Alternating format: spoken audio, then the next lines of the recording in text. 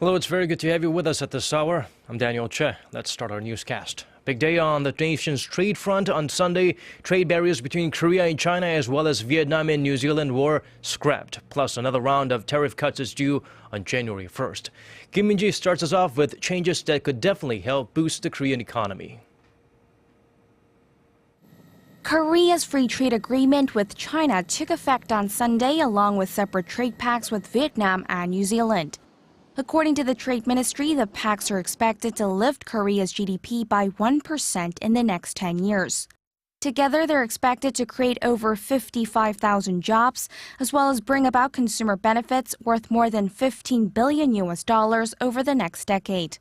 The trade pacts will also likely boost exports by $5 billion per year, with the trade surplus also jumping around $600 million annually. With the nation's exports having fallen every month this year, the free trade agreements, especially the one with China, Korea's largest trading partner, are expected to give the country a much-needed shot in the arm. An FTA with the largest trading partner will provide a breakthrough for the Korean exports generally. There will be industries that will go through difficulties, but largely many industries will benefit. China will immediately eliminate tariffs on more than 950 items, while New Zealand will cut import duties on over 2,000 goods. China will also lower duties on almost 5,800 items, while Vietnam will do the same for some 270 products, and New Zealand over 1,000 goods. On top of that, the ministry says the opening of the service markets in the three countries will likely create more business opportunities for Korean companies, especially in the entertainment, environmental management, and construction sectors. And to maximize the benefits of the trade deals, the government plans to offer systematic assistance to local companies so they can make inroads into the three countries. Kim Min-ji, Arirang News. Korea's finance minister says the country's latest credit rating upgrade will act as a protective wall against a recent rate hike in the U.S.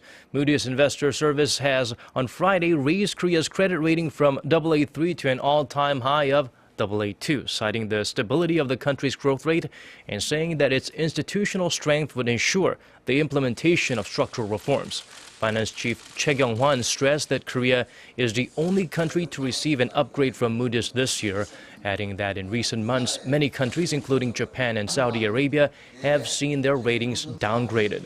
The minister said that the government will work to maintain the growth momentum achieved in the third quarter and plans to push for key structural reforms so the rating isn't downgraded. Moving over to Korea's political arena, rival parties have again failed to find common ground on how to redraw the nation's electoral map.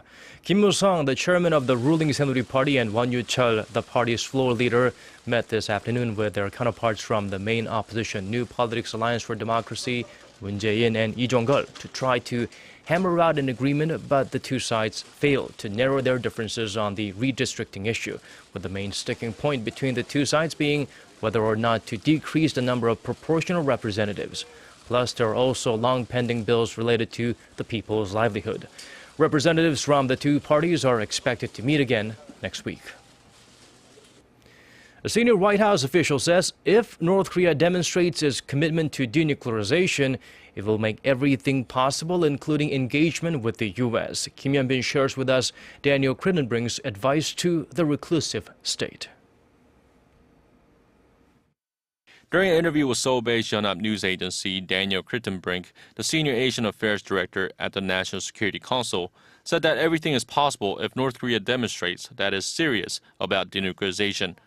The remark came in response to a question about the U.S. position on North Korea's demand for talks on a peace treaty aimed at formally ending the Korean War.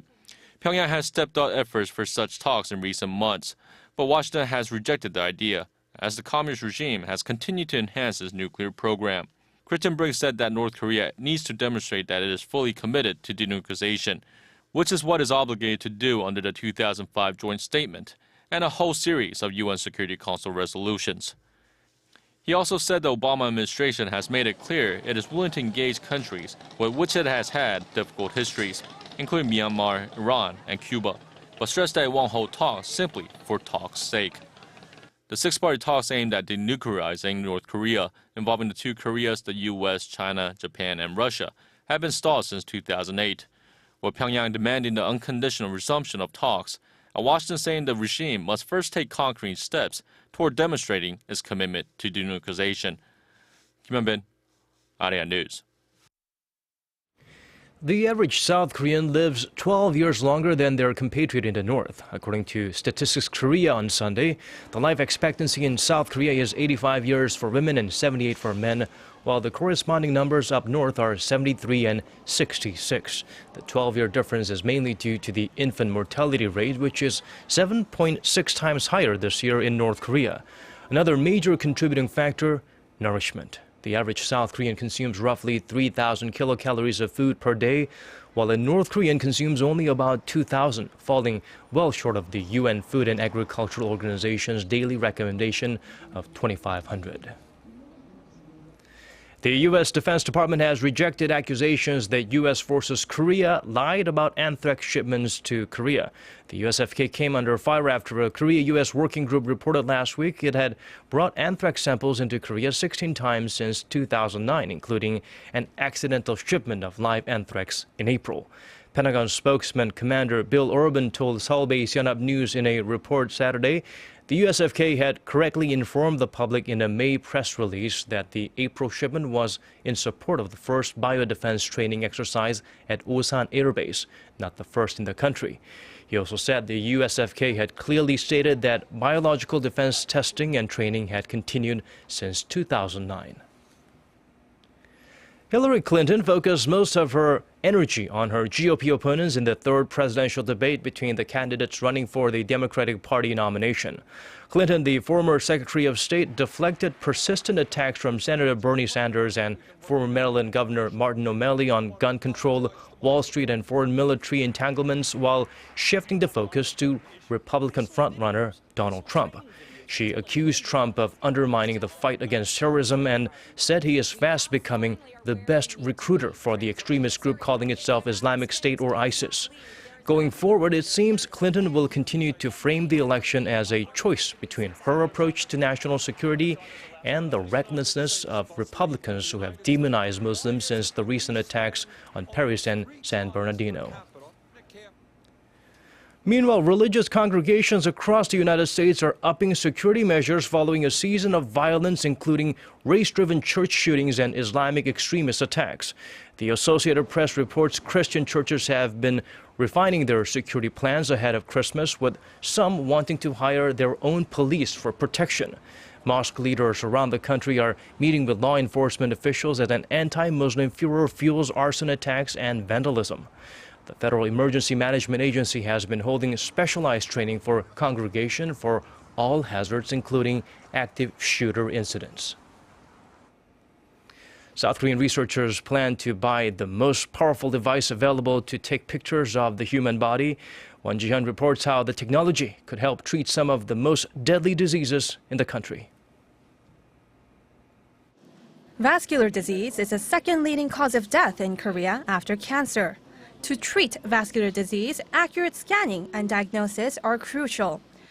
That's why scientists at the Korea Basic Science Institute have decided to invest in a 7 Tesla MRI scanner, the most powerful on the market. Magnetic resonance imaging, more commonly known as MRI, is a technique that uses magnetic pulses to create pictures of the insides of the human body. And the strength of the magnets inside these machines are rated by a measurement unit called Tesla. Most hospitals use 3 Tesla MRI machines for clinical purposes. Compared to the standard 3 Tesla system, the new 7 Tesla scanners can create ultra-high resolution images with micrometer precision.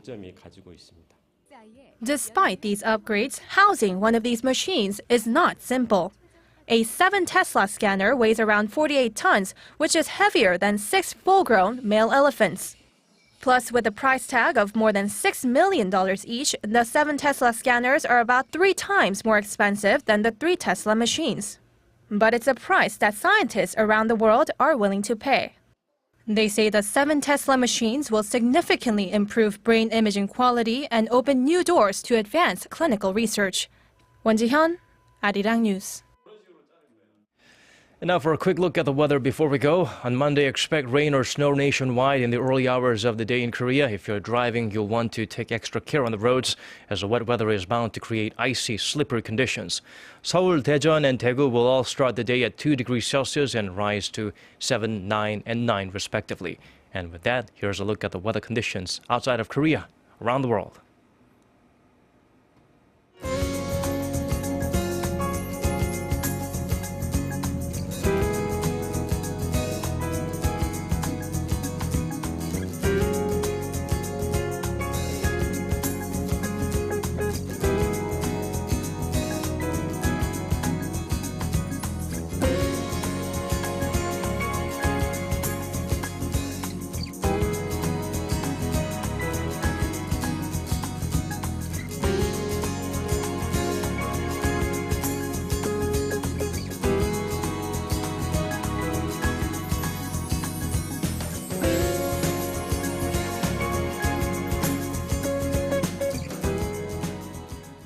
And we've come to the end of this hour's newscast. As always, thank you for watching. Here's wishing you a smooth transition to a new work week.